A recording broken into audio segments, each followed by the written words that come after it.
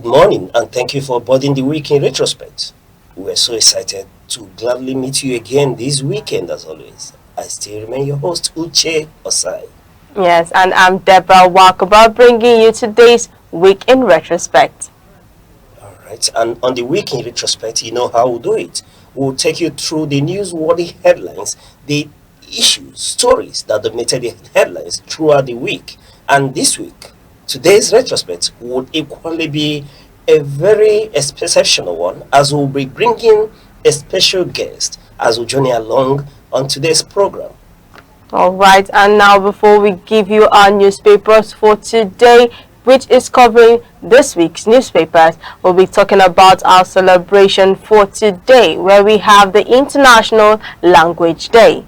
Now, the International Language Day, today being February 21st, 2026. Every February 21st, the world celebrates International Mother Language Day, a global observance dedicated to promoting linguistic and cultural diversity and encouraging multilingualism. Now, the day was proclaimed by UNESCO in 1999 and has been observed worldwide since 2000. Now, this date honors the 1952 language movement in what it's now Bangladesh. And on this day, students who were advocating for the recognition of the Bangla language lost their lives. Their sacrifices became a powerful symbol of the struggle to protect one's mother tongue and cultural identity. Okay, now the main aim of this Mother Language Day and what it means for Nigeria. Here in Nigeria, we are blessed with over 500 indigenous languages from Igbo, Yoruba, Hausa to Tiv, Ibibio, and many others. So this day encourages us that teaching children in their native language and also preserving local dialects, promoting pride in cultural heritage, supporting multilingual education. In a diverse nation like Nigeria, linguistics respects, strengthens unity. Now, how this day is being celebrated, you can celebrate this day through cultural performances and poetry readings, language competitions and debates, indigenous storytelling sessions, educational campaigns about endangered languages, social media campaigns promoting native expression. Now, International Mother Language Day is a reminder that every language carries history, wisdom, and identity. When we protect our mother tongues, we protect our culture and our future. So today, let us speak our language proudly, let us teach it, and let us celebrate it, and also let us preserve it. Happy International Mother Language Day to everyone watching. Yes, speaking to International Mother Language Day, what a day to remember and celebrate our language. And in line with that, I'm quite excited to let people know that there is a celebration as well. Yes, I call it a celebration because it will be an intellectual festivity to foster and ensure that our language, doesn't disappear. And that event will happen on ANEKE, let me speak dialect, yes, on ANEKE 23rd February 2026 at the National Library of Nigeria, Enugu branch, where they will be speaking on Igboeme, and listening to you read, about how people celebrate this day. Well, first of all, the ones that lost their life in the struggle, for us to have a day set aside, for us to work towards, ensuring that our language doesn't disappear, and leading me to you, our wonderful viewers. I know that some of you may not understand the mother tongue. I'll use in a few seconds, but perhaps bear with us, is to ensure that in celebrating this day of International Mother Language Day, that our own language, my own mother language, doesn't disappear. At the moment. And when I heard you reading, part of it is that we have to teach our children. And you know that there are a lot of people whose children can't speak their mother tongue, that dialect. Let me bring it home, that dialect. So, I know I'm a kind of singing cake email. At the moment.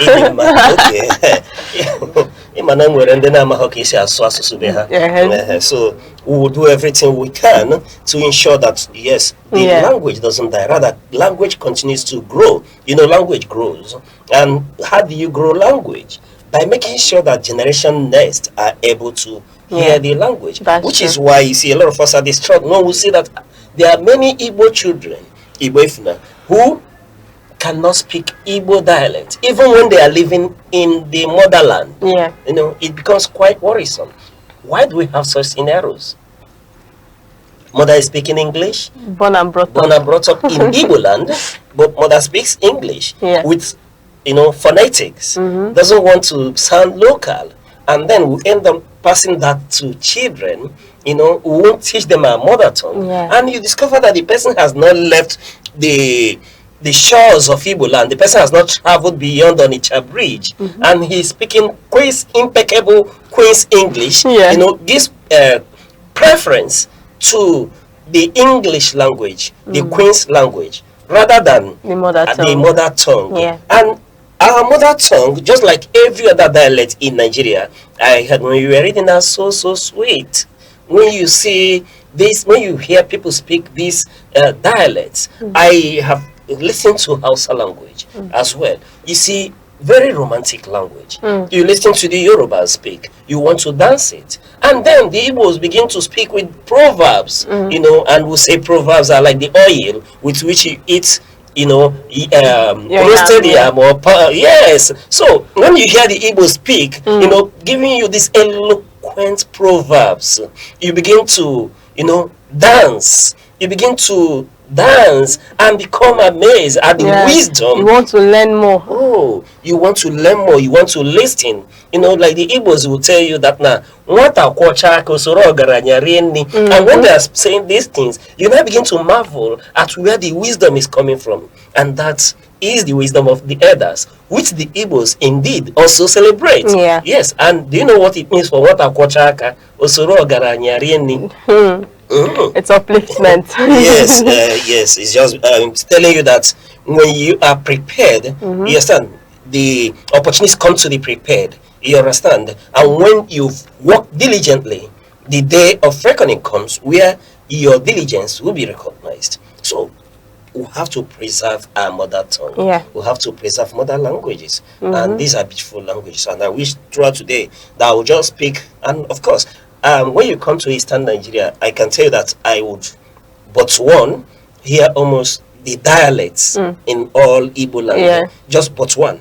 I make exception for that one. I won't mention it. But when you traverse Abia State, through Enugu State, Imo State, Anambra, I can tell you that even the most intricate ones, you now remember that I didn't mention the state. You understand? But I can hear, and beyond just that, I can also hear some, indigenous Nigerian language as well. So that's what we'll do. Teach our children. That would ensure unity. Imagine when you can hear Fufide. Fufide, the language is Fulani. Okay. Fufide is Fulani. Okay. Imagine you can hear Fulani when the Fulani man say, Ngoda, your son. So when you hear these things and they know you can hear their language, it somehow bring you closer to them, one another. Yes, actually. He hears that you can really hear and speak his language. He sees you as his brother. They become friendly too also. And likewise, when you travel, you see a Yoruba man speaking Igbo. You see a Wandembia, Kebi no Mutasoso. So we do all that to ensure that culture continues to be alive and well, and that the mother tongue continue to grow and doesn't disappear. So kudos to UNESCO for setting out a day like this for us to celebrate, and kudos to equally the organizers of Igboeme that will be coming up on ANEKE, on Monday, 23rd February 2026. We'll have to do everything to see that this language continue to live, be alive and well, and continue to grow. All right. Yes. Thank you very much for that. Like you rightfully said, let us preserve our languages. Let us speak it. Let us teach it. Let us make it known, not being ashamed of where you're from. Even though you don't know how to speak that dialect, that's what they call Central Igbo, if I'm not mistaken. That's what they call Central Igbo. You can easily, freely speak it wherever you find yourself. All right, now moving over to our newspapers for today, coming from the papers, coming from The Guardian, Weekend, Punch, and The Vanguard newspaper. Now today's paper from The Guardian paper says, Tinubu urges peaceful conduct of FCT Kano River polls. And on the weekend trust says the war leader's story. And also still on the weekend says Mokwa flood, where did the billions for recovery go? And also from the Punch newspaper,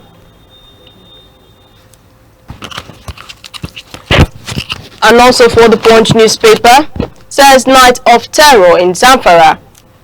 And also, still on the Punch newspaper, Mirabel, how false rape story turned into money-making venture.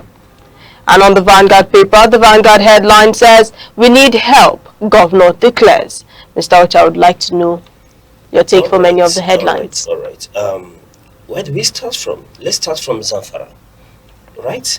In the front pages of the Punch newspaper, it's called the Night of Terror, where a certain village in Zamfara state, this in Dan Ajia village was, ransacked. People were killed. And we keep speaking to these issues in Nigeria, where people are killed for nothing. Where when people wake up in the morning, they are no longer sure that they will see, they will make it to the night or to the next day. You never know where and when is the last call, giving the daredevil gunmen, these bandits who call bandits, terrorists, who are now, who's no, sees no sanctity to the sacredness of human life, and it becomes worrisome. And we'll keep speaking to it, that Nigerians die anyhow in Nigeria. People die more in Nigeria when compared to Ukraine and Russia that is at war. It becomes even more worrisome that it becomes a norm that we will hear these things and life continues. It's as if life no longer matters. What's happening here? That Nigerians again, we keep speaking to the ravaging of these terrorists across the length and breadth of northern Nigeria, and it doesn't seem to abate. We hear rhetorics, we hear talks, we see efforts, but is it producing the requisite results? We're just coming out from Kwara State, speaking to the killing, the mowing down of people in Zafra, where over, government accepted that 70, but we knew that that number was way beyond that, giving eyewitness accounts from Kwara. We're still reeling out that. Then, today is Zamfara. And it becomes even more worrisome that you don't know the next state by tomorrow morning. And that makes one to want to ask the question, what is really going on? This is a country where we have a commander-in-chief of the armed forces. The whole security architecture are operational. So why is it that up to this moment we do not have a handle on this issue? When we talk about this, you can track back to 2015, or pre-2015. That's though the whole insecurity situation days back and the buck doesn't stop on this particular government's table. It's been there. But you know that government is a continuum. That's why we will continue to ask government, what are you doing about this issue? When are we going to declare that national conference on insecurity in Nigeria? Let us look at the root causes of these issues, because it seems not to be abating. The more we speak and talk about it as a people, the more we see a monumental increase on the number of people that are killed. In Igbo language, they say right? Meaning that when they carry another person's cup, it's as if they are carrying a log of food. People are quiet because perhaps it has not gotten into your own state, as is happening in Zamfara, Kwara, Kebbi. Northern state. Yes. And the rest of them, Katsina. So Nigeria is ravaged. Their devil terrorists are making it elsewhere in Nigeria. And you ask, what are we doing? Yes, when we talk about what we are doing, it continues to, to speak to the credibility of our security forces. I know they are stretched, they are doing all they can, but beyond that, we'll continue to ask questions. Questions will be asked. And we need answers. What are we really doing? And what we are doing, is it producing results? You know, one would expect that after the bombing, you know, on 25th December of Sokoto, that we'll begin to see things begin to thin down, where different look, where we begin to, you know, begin to speak to rehabilitation. We begin to speak to how to reintegrate people that have been in ID camp, where their devil terrorists will begin to run away from the shores of Nigeria. But it seems that since after that strike, all nooks, all border is left open. It's as if there is a new gathering of these insurgents, that they begin to, you know, deal with our communities with enough gusto, courage, as if they no longer care that there is a government in place. And if this continue, then it may lead credence to the naysayers or those at the other divide that are beginning to see Nigeria as a failed state. We do not want to see Nigeria as a failed state, but there are becoming a lot of ungoverned spaces in Nigeria. 50 lives. Now, I now begin to ask again. We were told that we are collaborating with the government of the United States. When are we going to see action to tame the tide of these insurgents? When will all that collaboration begin to produce meaningful and effective results? Which is why I lend credence to those who call, you know, for a security conference where we'll discuss these issues. I remember that at the convergence of the Northern Governors Forum at one point, they asked the federal government that mining activities be suspended in Northern Nigeria for at least 6 months. And I asked, what is it that they are seeing that we've not seen? And remember, they have access to security reports of their domain. And the federal government equally have access to the security report. Do we begin to, you know, place more priority on revenue that will accrue to government than the sanctity of life? If that will bring succor or help us to see that we'll stem the tide of insecurity around the northern states, then let's suspend mining for a while and see if we can get a handle on this issue.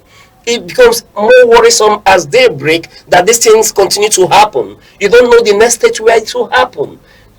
People can't travel freely in central, north central. Moving from Kogi State all the way, people are not safe. You know, we keep speaking to people going on fast just to embark on 3-hour journey because you don't know if you get to your destination. People are kidnapped. People are killed for nothing. Imagine gunmen, 150 motorcycles on our road.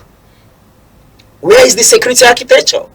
How would 150 men on motorbikes be able to traverse from one community to the other? And there was no security information. And I ask, what is the intelligence agencies doing? Where is DSS? We are not much interested in these high-profile cases they are handling. Earlier on, we can remember that in Nigeria, in the early 80s and late 80s and early 90s, you will know that when you hear the SSS involved in an issue, you know that that issue will be dealt with pronto. That there will be immediate results. Have we gotten so relaxed that DSS is now another political tool to deal with high-profile cases? No. The essence of intelligence network, speak to the NIA, speak to the DSS, and the likes of them. There are a lot of networks, even those who can't mention about. Why is it that this cannot be tamed on time? The question is, was there information? Because there has to be information before such happens. If you do not get information on the operations of this whole insurgents, one expects that by now both the ISWAP, the Boko Haram, the La Croama and all that the security agents should by now have a network that will avail them information beforehand to know how they want to operate and how they want to strike. So in all, why the buck stops on this government table, I hold our security agents responsible. It's no longer time to tell us beautiful plans, show us the deployment of the new Puma jets. No. When you amass armaments, when you deploy new equipment and all that, how do we know that these things are effective? Is the result they produce? And how do we check the result to see that another 50 will not die by tomorrow? It's worrisome. And I tell you, until government sees up, until there is a proper dialogue, I will begin to deal with the challenges. When people tell me that it was hunger and other that, that generated this whole issue, and I say it's no longer hunger that is stemming this tide. Yeah. Yes, it's gone beyond hunger. For these men to operate like this, when will government confront their backers? I heard Amalami is in detention as a result of security issues, keeping and amassing armaments in his country home. He's just one individual. I do not believe that he alone can sponsor the insecurities that we witness. So get these men, get them prosecuted. Then you begin to show us that you have the will and the courage. Making me remember what the United States Congress did say when they were reviewing this whole insecurity in Nigeria. They spoke to the will of government to confront the issue. And where you don't have the will, if you like, assembling all the Russian-made equipment, get all the tornadoes you want from China, and buy all the latest F-35 fighter jets from the US, and you do not have the will, the result will be same. People will continue to be killed in Nigeria. People will not go to sleep with their eyes closed. It's worrisome. And how are we going to attract foreign investors with this scenario? So with this, things will continue to degenerate. And I tell you, now that we are talking about electoral reform, the election timetable is out, and you are having a lot of ungoverned space. Where are you going to conduct those elections? In the ungoverned space? Or are we going to witness April 2015, where there has to be, the election has to be suspended to enable the government and the security forces mop up some areas and free some ungoverned space so that election will be able to happen uninterrupted in most of the states in northern Nigeria at that time, most especially Maiduguri? Is that where we're getting into? Or are we looking forward to a situation where we'll be told that there will be no general election as a result of insecurity? When you dive into the constitution, you know that you cannot, in any case, disenfranchise Nigerian citizens in an election when you are not at war. So the more territories we are yielding to these individuals, the more we are shrinking our strength as a nation. And where does that leave us? In the Committee of Nations, we have become a laughing stock in Africa. And in Africa, that Nigeria is supposed to provide leadership. And again, quite ironical and contradictory when you hear of the Nigerian exploits. The other day, we were able to foil a key attempt in Benin. Why can't we remove the logs in our own eyes? So it's quite worrisome, and if we continue to speak to these issues, we won't stop, because it has continued to happen. Do you speak to those in IDP in a country that we're told we're not at war, and now we are, bringing out the drums? Soon campaigns will start, and we want to re-elect government. What are we going to reward? Reward insecurity? These are the issues that we need to examine as a people. So this is, my heart goes out to the families of those who may have lost their loved ones in Zamfara, and like most other cases. And you hear the government of Zamfara calling for help because they are overwhelmed. And I remember that this is a state where the governor tell you that they know these insurgents. They know where they are, but they do not have access to control the security architecture in their state in order to tame the tide. And I ask, when are we going to see the speed with which the National Assembly was able to handle the electoral amendment, to handle the issue around state policing in the same way, and let the president with that swiftness equally sign the act? It's true. Until we look at these whole issues collectively and holistically, I tell you, Nigeria is an endangered space. All right, thank you very much for that. Now we'll be taking a quick break, and I'll be right back with more updates.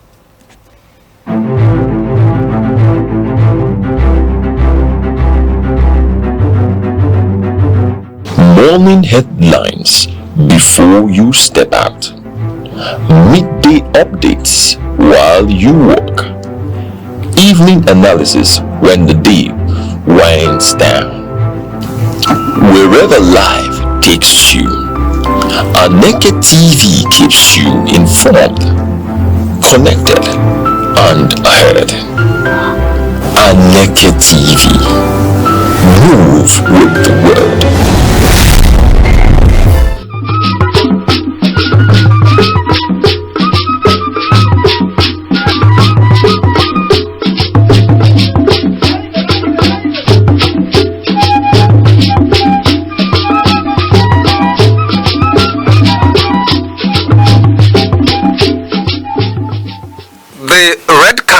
is a powerful symbol of authority, tradition, and chieftaincy.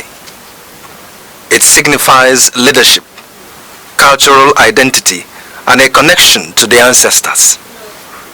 The red cap is primarily worn by men who hold traditional titles such as Nze, Ozo, Ichie, Chief, Onyish.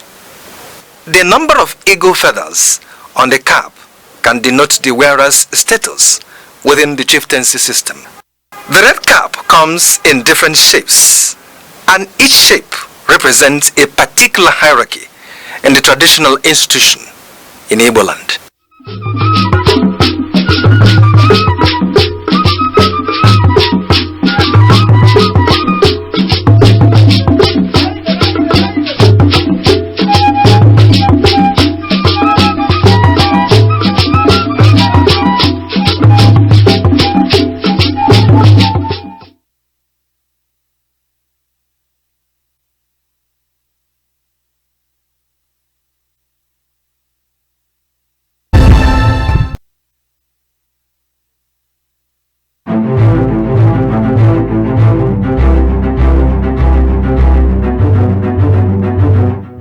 Morning headlines before you step out.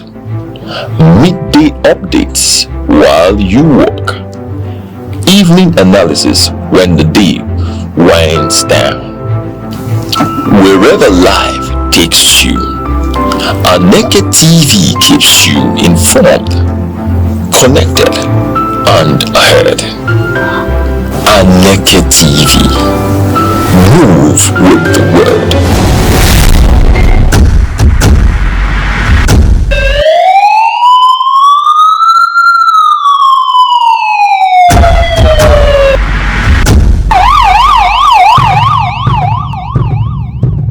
In a world where safety matters and vigilance saves lives, Information is power.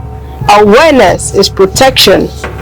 from our streets to our homes, from local communities to national security, Security Watch brings you timely reports, expert analysis, and trusted updates on security issues that matter to you. Stay alert. Stay informed. Stay safe.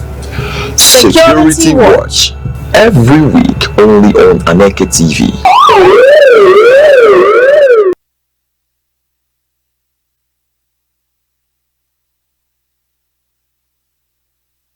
You're still watching The Week in Retrospect.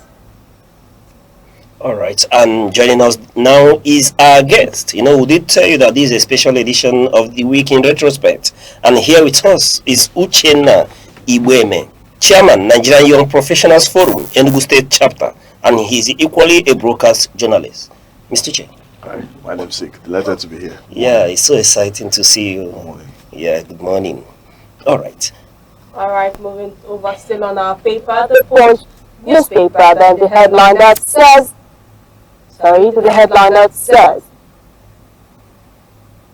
Mirabel, how forced rape story turned into money-making venture. Now TikToker faces 3-year jail. Nigerians demand stricter punishments. Mr. I'd like to know your take. All right. Looking at the case of Mirabel, who is a TikToker and what I call a clout chaser, which has become an in-thing with our youth, in this era. However, looking at one raising such false alarm, it leaves a lot to be desired. But I would want to quickly go to Mr. Uche. What we're seeing here, Abigail Nsuka, aka Mirabel, did since Sunday raise an alarm that she was raped. But until Nigerians started probing, the sequence of her communication, a lot intelligently began to see that no, that these things do not rhyme. It doesn't come together. They don't add up. Yes, it didn't add up in any way. But the question I have for you, what is the implication of this false rape alarm for victims? All right. Thank you very much, Uche. I'd also like to begin by saying that, over the years, we've seen the same scenario we've seen different, same scenario, different locations, different people playing, all sort of stuff.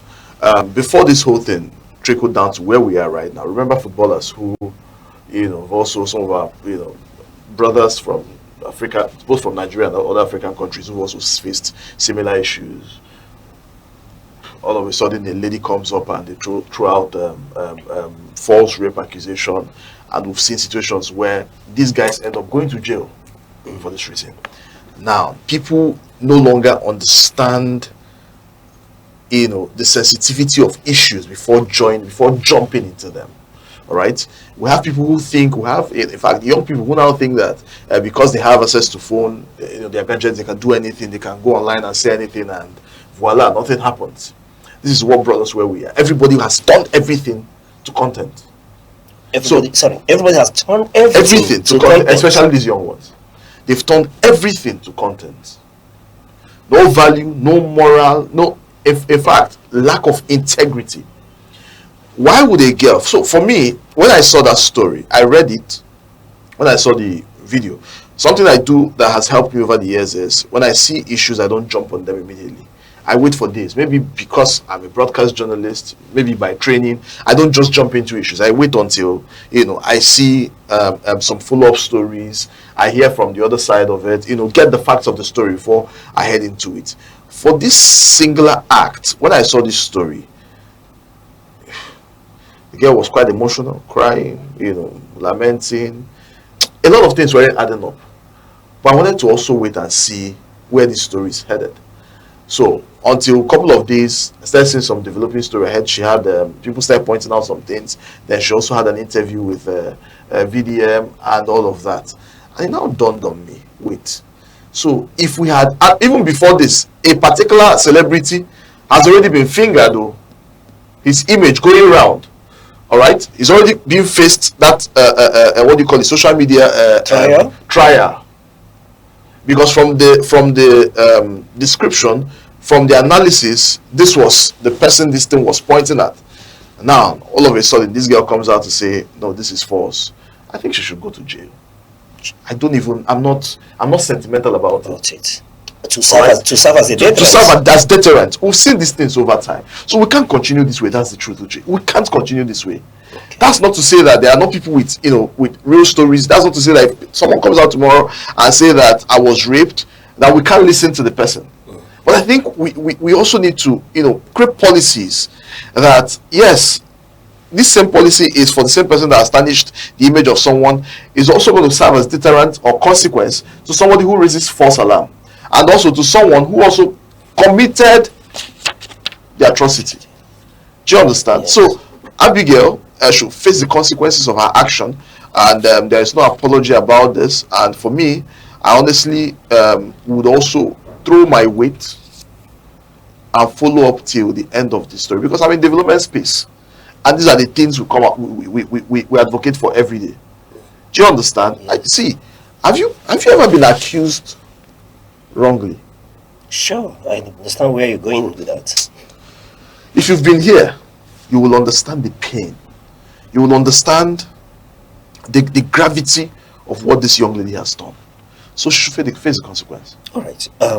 Before I go to this other part, I want to ask, what do you think is the motivation? Is it financial reward, or just the case for status or fame? Well, it might not necessarily be. Okay, maybe we can say both. Yeah, being that everybody knows that the latest oil in town now is content. Okay, content has become the new oil, more especially social media content. And everybody believes that. Some of these guys believe that. Not everybody now. Some of these guys believe that anything that will make you go viral will put you out there. Of course, in turn, it turns around to make you fetch you more money. All right. So she, maybe when she started telling this story, or probably when she was planning this or whatever, that whatever mess she's put herself into, was thinking that it might not go as viral as she had planned, or maybe she had also thought that it might go viral, but this will actually put me out there. People will start talking about me. But what she failed to realize is that there are different types of publicity. There's a good and there's a bad publicity. Before you do anything, for someone like me, I think of where I come from. Okay. I'm not commanding I think of where I come. I think of the people around me. I think of the family that I have and the family that I came from. I think of the implication. There's a video I posted yesterday night. Before I posted that video, if I had to even show my eyes, what do you think about this?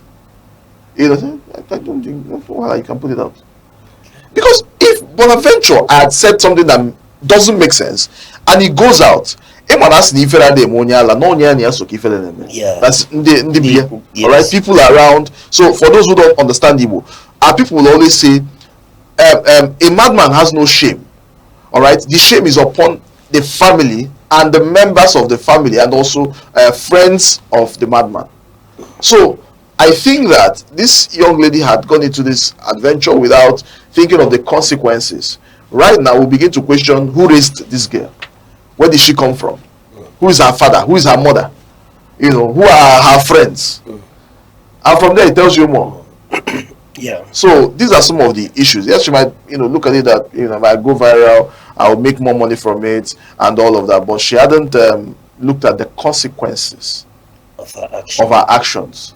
There are things we say and DSS invades here. So that's why before you even say anything or do anything, you're also very careful. Yes. Do you understand? Yes. So she didn't think of the consequences. And right now, if I'm her brother, I'll even give her out to the authorities. Of course.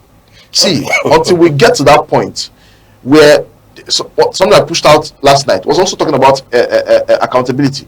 And we taking responsibility, taking responsibility of our actions, being responsible for our actions, believing that, listen, I did this thing, I'm going to own up to it. All right, let me pay the price, whatever it is. That's why we have leaders who don't care about the citizens, because nobody is holding them accountable. Nobody is telling them, hey, listen, if you do this thing, you're going to go to South Korea, go to North Korea, go to Japan and try some of this nonsense that people do here. Even this thing this lady did, she can't do it in a developed clime. So, I think she didn't know about the consequences, and this is why she's ventured into this adventure, and definitely she will pay the price. And I'm also going to be one of the I'm going to write about it today, and I will also be one of the people who will also shout about it to say, listen, if your case was true, the young man or whoever it is would have paid dearly for it. So now that it's false, you've raised false alarm. You've made people jump on this issue and throw their weight without even confirming the story. Now you should also, all right, pay the price and face. All right. I was discussing with a very big publicity expert, and he was telling me that there's no negative publicity. That though for her she has to face the consequences, but that now her action somehow has made people to think that the issue of rape, especially regards those who are serving jail terms, who's been pleading their innocence, should be revisited. And for him, he has a positive side to it as well. Uche, yes, he might be right. Yeah, in fact, he's right. However, I disagree that there is no negative publicity. Okay. I'm also a PR person. This is what I do, and I can tell you, I haven't handled different, PR projects for politicians too. Okay. I can tell you for a fact that when we see the negative one, in fact, we don't even want to go into the negative publicity. If you think there is no negative publicity and you want to contest for election, go and do something that is okay. I know there. Okay. So but where I wanted to respond to is about highlighting the ills of or the challenges of those who've already been jailed or who are serving jail term currently due to false rape allegations. There is a research that we're carrying out. In fact, we are done with the documentary phase, which is we're doing the documentary on masculinity and gender-based violence. I work with Kunie Foundation too as their communications and partnership manager. So we've been on this project since last year, and I can tell you on the course of this particular documentary and research, we were able to visit different kinds of correctional facilities in Nigeria, both Kirikiri, both what's this one in Abuja now? What's this one in Abuja now? Okay. Very, very popular, where they kept Nnamdi Kanu sometime in the past. You know, we also visited the one in Enugu, and I can believe you me, there are a lot of men who we met who said, listen, I don't know anything about this. I didn't do this. But you know, society and the world at large is unfair to men. It's unfair to men. Yes. All right. Everybody, if she raises an alarm now, what's your name again? Deborah. Deborah. If Deborah raises an alarm, and we raise me and you raise an alarm, all right. So long as we are just three in this room, she might be the one killing us. But listen, the fact that she's the only girl here, and we are both of us are men, they'll believe her. Sure. If you doubt, we can do a practical. Now you see it. IAG, mobs in China. Yes. So that's how the society has become quite unfair. What you say is similar to everybody who's been in the field, especially those who are gender-based violence activists. What you just said is practically what they all say. We usually believe women, even before we look at the real issue. But be that as it may, thank you for those experts' opinion on this issue. Let's look at what the Vanguard has to say today. All right, thank you very much. Now going to the Vanguard newspaper. The Vanguard headline says, "We need help, Governor declares." As insecurity worsens, terrorists kill 30 in Zamfara, fresh attack. All right. It's still on insecurity. You know, Nigeria will been about this issue of insecurity. And this time around, the governor has to cry out. Which of the governors? The governor of Zamfara State is crying out this time around. You know, leading to the number of 50 were killed, you know, in Zamfara is in the news. But let's look at the insecurity in Nigeria. It's a big challenge to government. And I want to ask your opinion on the way forward. Because a lot of us have been speaking, governments will tell you that they are stemming the tide. The chief, the commander-in-chief will give orders. And I ask, is it that these orders are not obeyed to the letter? Why is the ungoverned space keep increasing, even with our collaboration with the United States government? Let me get your view on this. So I'd like to first start by asking the party that the Zamfara State governor, the Zamfara State, belongs to. I think they are APC. I'm not so sure now, but I think they are APC. Virtually almost about 31 governors now in yes, APC. Zamfara is APC. Good. And so I was thinking that if you join APC, insecurity in your state could have been a thing of the past. If you join APC, you start enjoying dividends of democracy and enjoying life, enjoying protection from all around. Because you're not just enjoying protection as a governor. I was also expecting that your state should enjoy the same thing that you're enjoying as governor. Yeah. This brings the question, why then do I need to join this APC government that has done us no good? Why then do I need to sing the praises of this same administration that has impoverished its citizens since 2015 till date? Why do I need to sing on their mandate you shall stand for this incompetent government? Why? Uche, are you aware that prior to 2015, I recall, because I was very active in journalism, in broadcasting during this period, I recall that for every time we had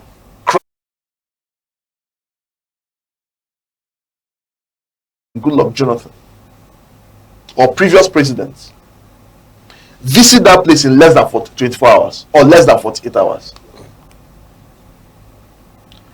All of those things, in fact, during Buhari's regime, maybe he visited 1 or 2, 3 times. But since this government came into office, this particular administration of President Bola Ahmed Tinubu, aside from Yelwata in Benue State, which he visited, he didn't get to the scene of the crisis, due to bad road. And you ask yourself, who's supposed to fix the bad road? So citizens will come and fix the road that the president will. Now, this is just a side talk. I have not seen or heard that the president visited any other place. You can fact check me, might be wrong, but I have not heard, I have not seen that the president visited any other place, any other location, well, of this crisis, how many persons were killed in Kwara State? People die in this country every day. In fact, it has gotten to a point in the border that people no longer, in fact, governments, state governments, no longer publicize some of these things in the media. They kill the media and tell the media, hey, don't talk about. You can't broadcast about some of these things. If you go there in person and see what some of the things that goes on in this country, you will lose sleep. So the insecurity in this nation has become, in fact, it's become a way of life. Igbo now say something. I'm an Igbo man, so forgive me, I will always speak Igbo. Igbos will always say, meaning? What? Of course, I'm going to explain. When bad things, bad occurrences, happen regularly or occur regularly, it becomes a tradition. We've gotten to a point where insecurity has become a tradition. In fact, what we're waiting for is who's next. Every day we sleep with one eye. In fact, these days I sleep with two eyes open because I don't know where I can come from. I come from up, down, or even from the air. So I'm always careful. Insecurity in this country has become it has become something that we can't even. I think we've become, even our government is right now overwhelmed with this whole issue, and they are now calling on, or maybe are they even calling? Because so you might ask me, but the US intervened. Remember that we're the one that reached out to the US for them to intervene. We keep borrowing and borrowing and borrowing and borrowing and borrowing, nothing to show for it. So this government is incompetent, and any government that cannot protect life and property, which is the primary assignment, which is the first oath that you take whenever you're being sworn into office, then you failed as a government and you should give way. That's the honest truth about it. Right. I have no apology about this. Is that not being too harsh? Given that we'll say government is a continuum, and when it comes to this insecurity, it takes back beyond 2015, right? Well, but the previous administrations also made efforts. Okay. What efforts are these guys making? Okay.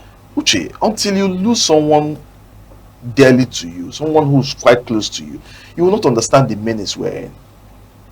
Are you aware you are the one providing everything for yourself? In your house, you might have. I was coming into this, I saw CCTV camera. Why do you put it?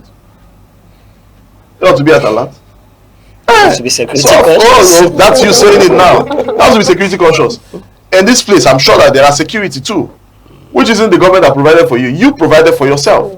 So the citizens are now the ones who provide everything, all the basic amenities that government was supposed to be enjoying as citizens. We provide it for ourselves. In my house, the water I enjoy is not government this thing. I provided water for myself. The lights, the same thing. People are running to solar because the same president that said, if I don't give you power, I mean, there is no reason why you shouldn't have power. I'm quoting the president. I didn't make up these stories. If I don't give you power, steady power, 24 hours power supply, don't re-elect me. It's the same person that they are singing on their mandate, you shall stand. You will fall in that mandate. All right. Mr. Uche, there are many questions to ask, as regarding this issue. There are a lot of people who are on this other spectrum that doesn't think that it has to do with either politics or party or the government in place. That is a role that's been there over time. But I hope we'll to engage you on this some other time. But moving on for once of time, let's take a look at Monday. What the Punch has to say on Monday. All right, now coming from the Punch on the Monday paper says, emergency plenary. National Assembly moves to shift presidential poll to February 13th. All right.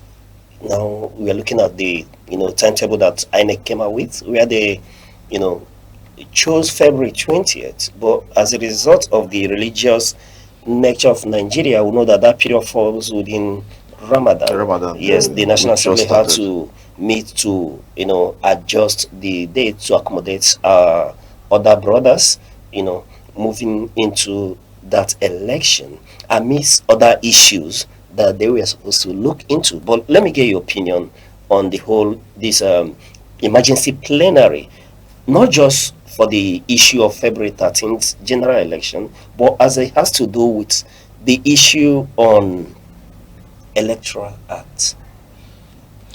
I honestly pray that this electoral act matter didn't come up, but I see that somehow you found a way to to bring it to me. Well, first of all, I'll begin by answering the first question, which had to do with shifting back, moving back the electoral timeline for presidential election. I'm trying to remember when that of last year, that of 2023, was conducted. I think it was either 13th or within 17th. I can't remember now, but I know it was between this period of time. And if they think that this is what's right, Nigeria is a religious nation. You can't take it away from it. Yeah, and the fact that our president and the vice president are Muslims also gives credence to whatever reasons that they have, which have made them. But it shouldn't be so. All right, it shouldn't be so. But this is where we found ourselves. So we can't do much so long as we can tolerate each other. But I'm asking too, if it was during Easter period, let's take for instance, when Christians are celebrating their own, are we also going to consider? Would we be having an emergency sitting to consider the Christians who are going to celebrate Easter and all of that? But nonetheless, anything that will accommodate everybody, I honestly don't have any issues with that. Then for the electoral law, because it's now a law, Yes. yeah, it's been signed into law. Again, the people who are leading us and the policymakers have once again shown that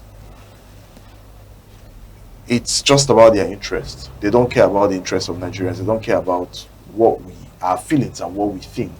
Nigerians might want something, but they'll tell you this is what works best for us, because this is what they want. It's not what you want. So what they do, even your representative and my representative, what they do now is what they want and not what the people want. I listened to the Senate President, the Deputy Senate President, the Speaker, and the Deputy Speaker of the National Assembly when they granted the interview after the President had assented to that bill. And he said that this is the desire of many Nigerians. Don't mind the few people who were making noise. Whereas the reverse was the case. This is the desire of a few people who are in power. How can we not want to move forward as a people? How can we not want to move forward as a nation? Which make it make sense to me. How do you operate POS from your village, from your community? There is no village in this country that you won't see POS operator. So how can POS work in the remotest part of the villages? But if that would not work, Beavers will not work. Make it make sense to me now. Make it make sense to me. Why do we keep going back, retrogressing instead of progressing? It doesn't make sense. This is just a pure setup to remain in power. A pure setup to remain in power? To remain in power. It's a system that will keep them in power. But listen, 2027, everybody will have to get involved. Enough of sitting on the fence. Okay. All right? But Enough of sitting on... Mr. Uche, Yes. sorry, I interjected, but Mr. President said this is a gift to the nation. Gift to who? A gift to the nation. How is it a gift to the nation? I'm asking. How is it a gift to the nation? You and I know. It's a gift to Mr. President. It's a gift to him and his... Why is everyone jumping and rushing into APC? Because they know that free and fair election, it won't match that place. So the only reason why you will go back is if you play by the books.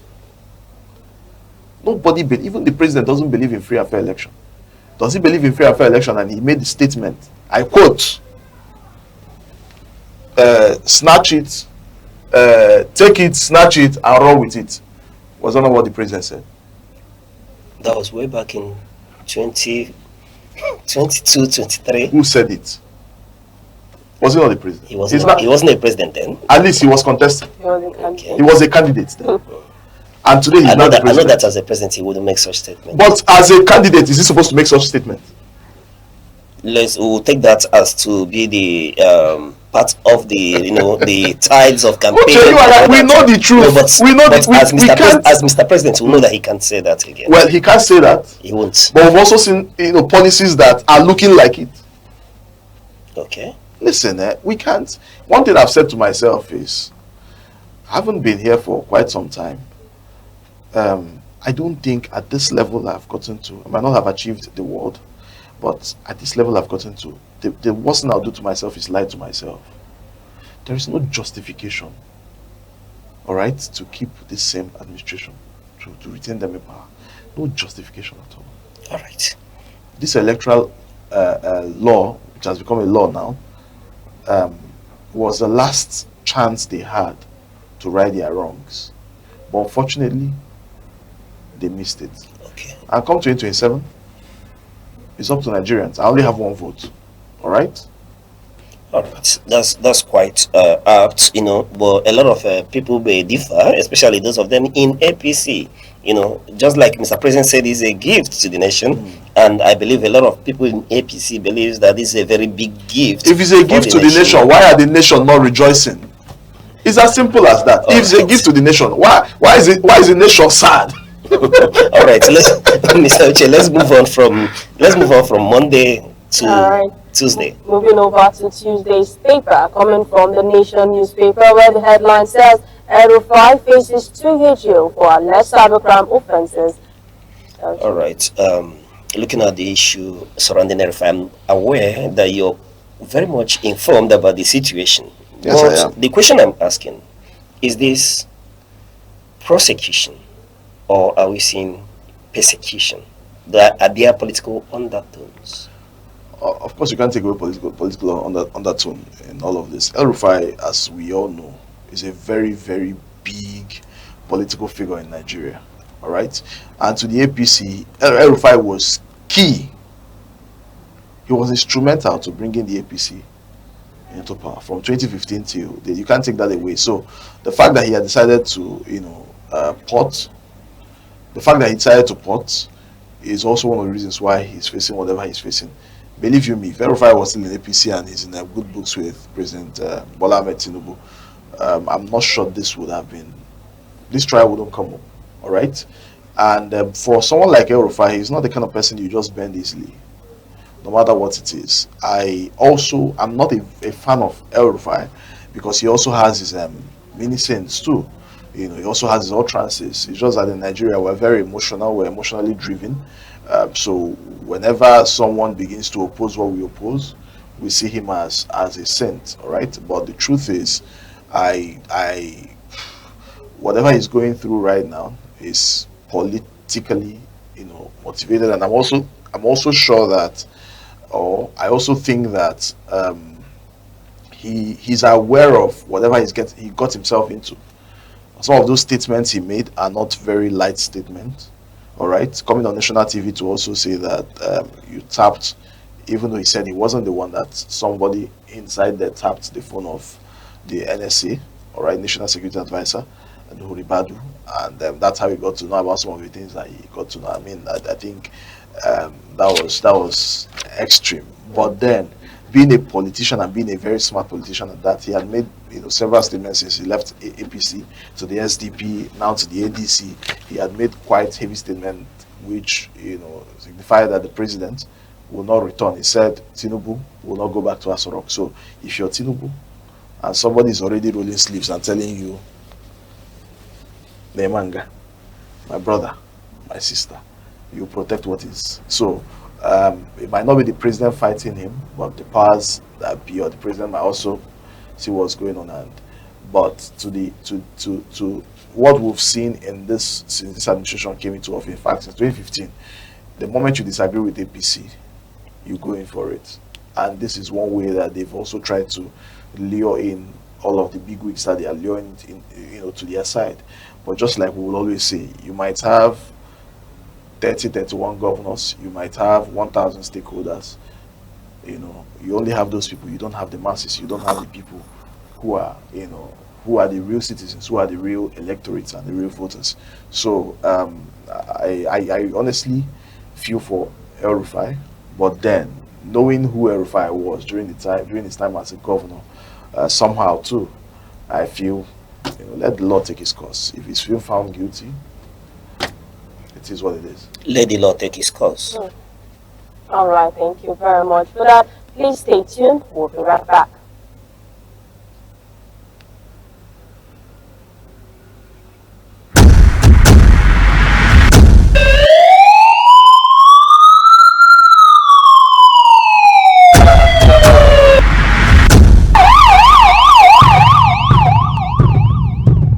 In a world where safety matters and vigilance saves lives, Information is power. Awareness is protection. from our streets to our homes, from local communities to national security, Security Watch brings you timely reports, expert analysis, and trusted updates on security issues that matter to you. Stay alert. Stay informed. Stay safe. Security Watch, every week only on ANEKE TV.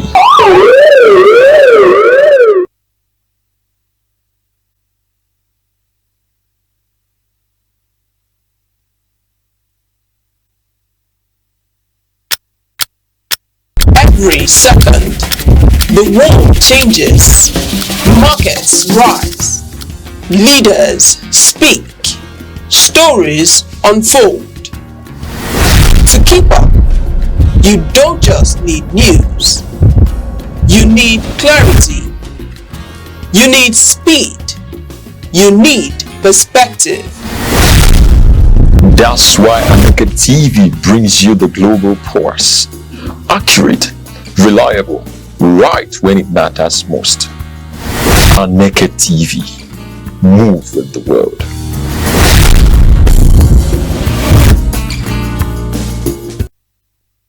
Welcome back. You're still watching The Week in Retrospect. Now we're going to our paper for Friday, coming from the Guardian newspaper, where the headline says, "How Oldest President Starting Grip on Youngest Continent." Mr. Auchi, over to you. All right. I'll call him Mr. Uche immediately. You know. What you say, Mr. Uche? What's that? Okay, I'll call him Mr. Uchenna Igboeme into the conversation immediately. You know, these are not people you get every day, and when they're around, you sound their opinion on these issues. Yeah, Mr. Uche, this is quite serious. When you traverse the length and breadth of Africa, the story seems to be the same. You have sit-tight leaders.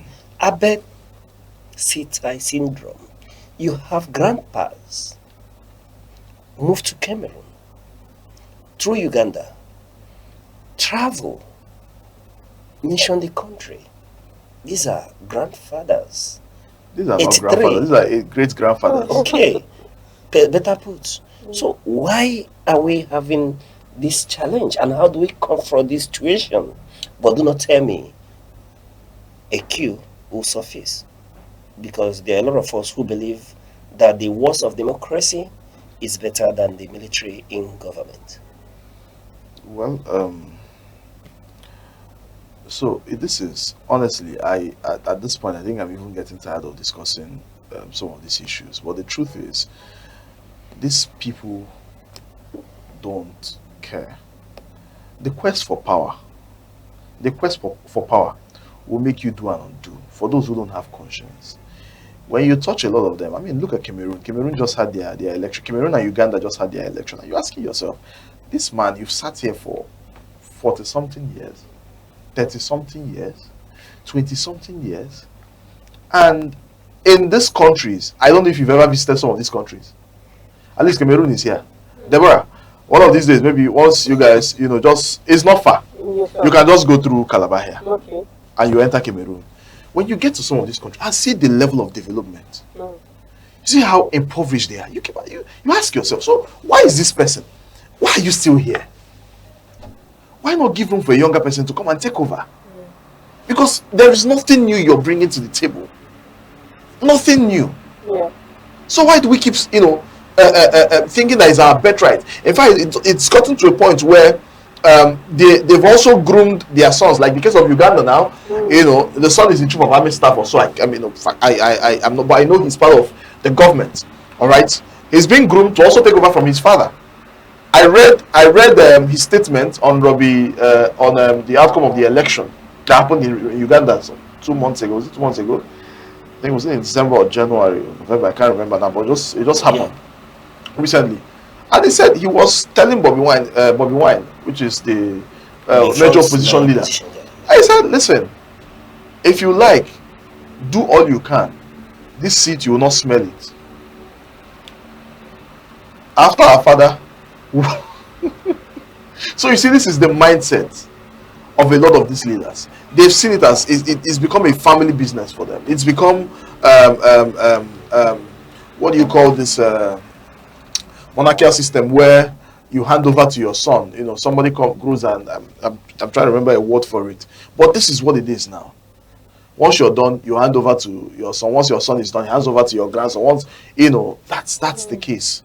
So, but somebody might also say we have a Rwanda, all right, who Paul Kagame has been there for quite a long time, and he has not been able to.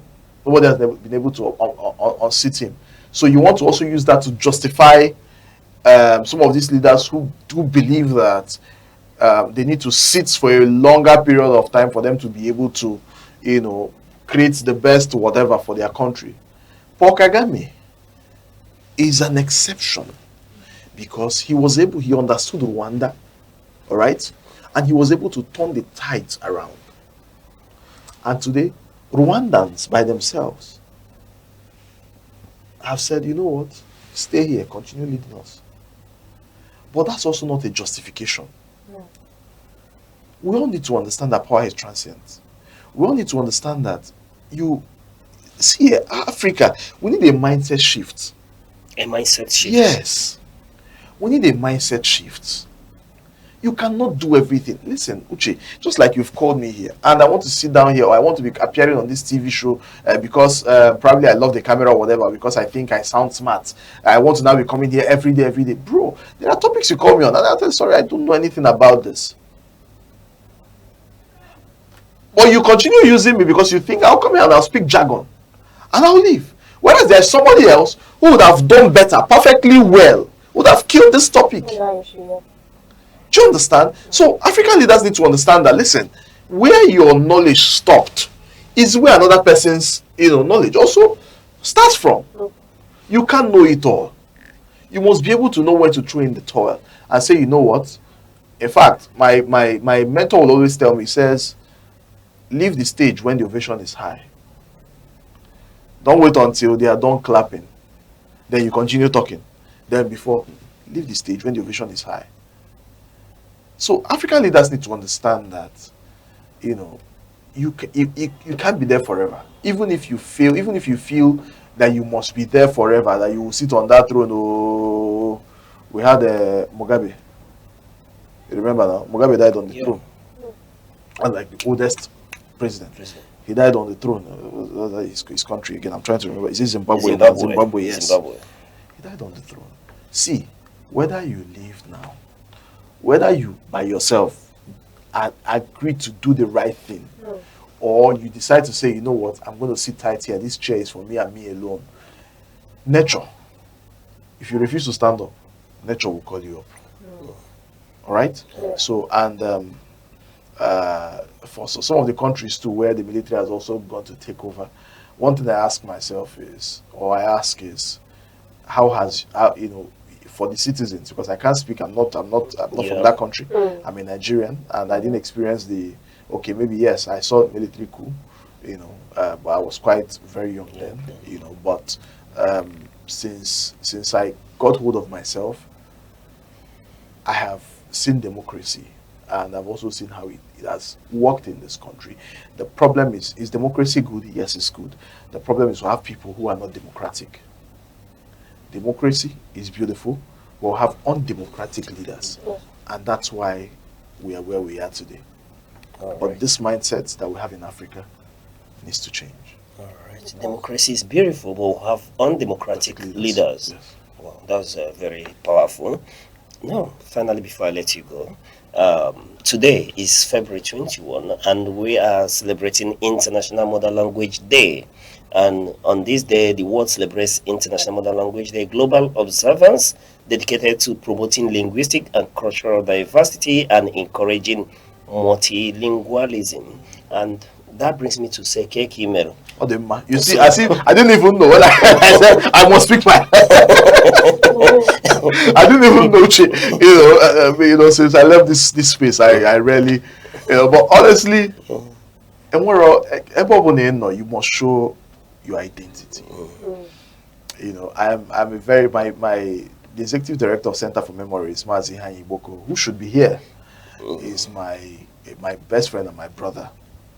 And so I am also a friend of the Center for Memories in Chetandibo, which is where, in fact, everything you need to know about Ndibo, about our culture, about our tradition, about our history, they preserve all of these things. If you want to know much about Biafra War and Biafra Nigeria War, just go to the center, you find out all of these things. So for every time, I talk about him now because for every time we sit together, we are looking at how we can promote our language, promote our culture, promote our tradition. Before I might come here and ask, are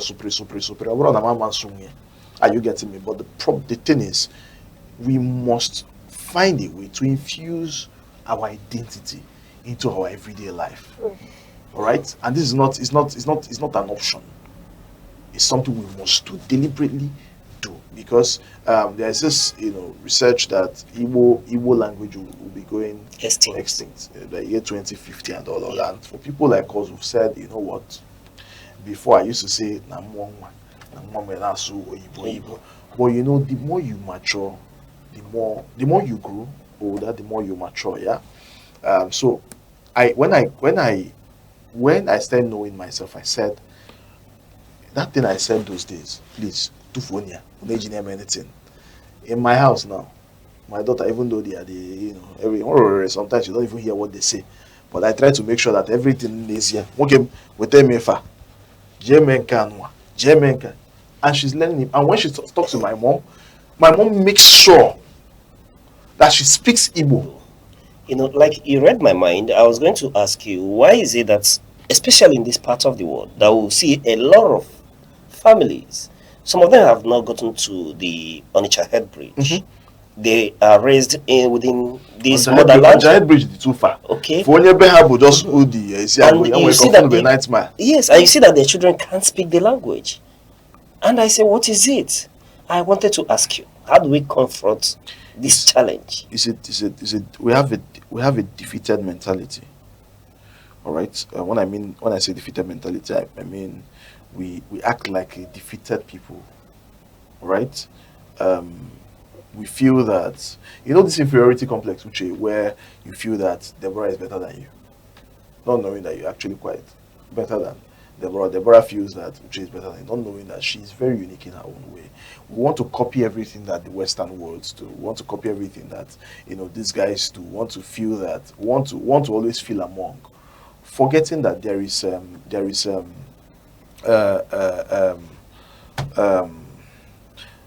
God created everyone to be very unique in their own way. Someone who's watching this show might like it because I infuse Igbo. All right, I mean, foreigner, not a Nigerian, not only when you travel, you see a lot of them have interest. They want to know your language. Why should I, just like Chimamanda Adichie say, why should I learn how to pronounce Krosvaknia?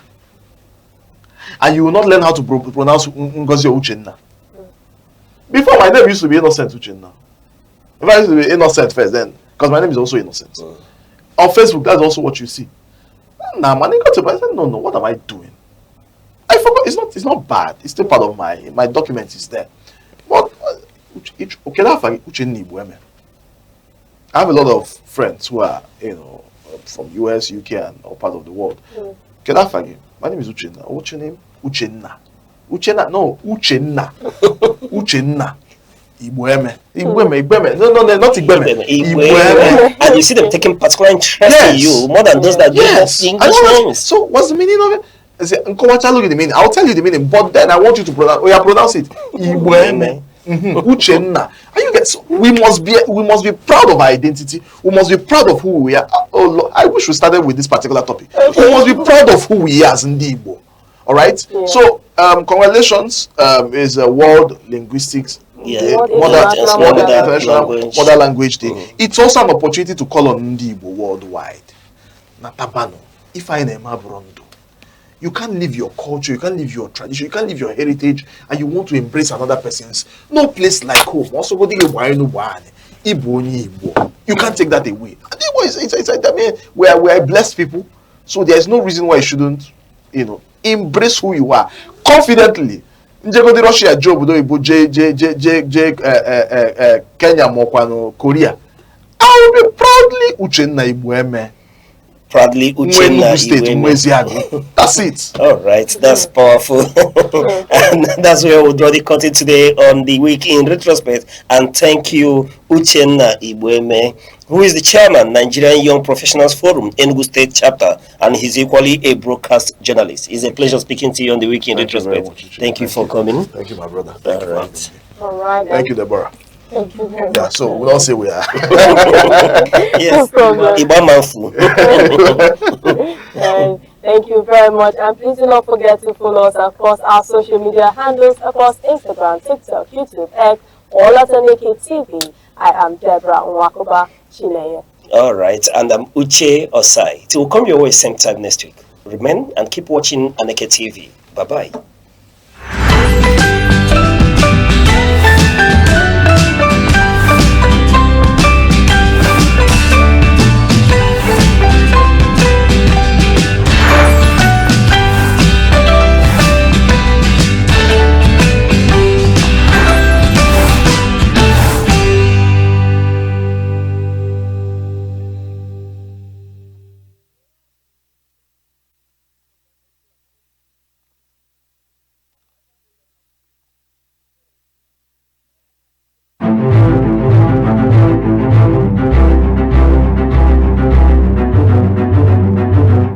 Morning headlines before you step out. Midday updates while you work. Evening analysis when the day winds down. Wherever life takes you, ANEKE TV keeps you informed, connected, and ahead. ANEKE TV. Move with the world.